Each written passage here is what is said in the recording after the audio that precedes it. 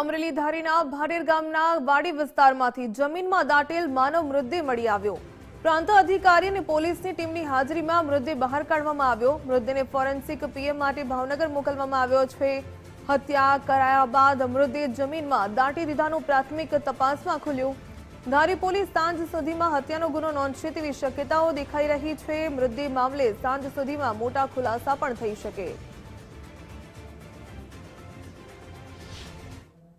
અમરેલી જિલ્લામાં ચોંકાવનારી ઘટના સામે આવી છે। ધારી તાલુકાના ભાડેર ગામની સીમ વિસ્તારમાંથી મૃતદેહ જમીનમાંથી મળી આવતા સમગ્ર પંથકમાં ચકચાર મચ્યો છે।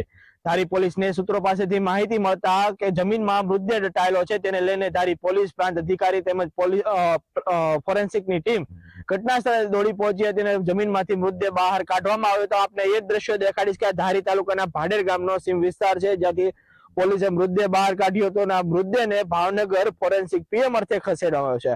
હાલ હત્યા છે કે કોઈ અન્ય કારણ તે ફોરેન્સિક રિપોર્ટ આવ્યા બાદ જ સમગ્ર ઘટનાનો મામલા પરથી પડદો ઉચકશે। ત્યારે આ ઘટનાને લઈને છે તે સાંજ સુધીમાં પોલીસના સૂત્રો પાસેથી માહિતી મળી છે કે સાંજ સુધીમાં હત્યાનો ગુનો દાખલ કરાય તેવી શક્યતાઓ સેવાઈ રહી છે। જૈનિક સવિતા, ગુજરાત ફર્સ્ટ, અમરેલી।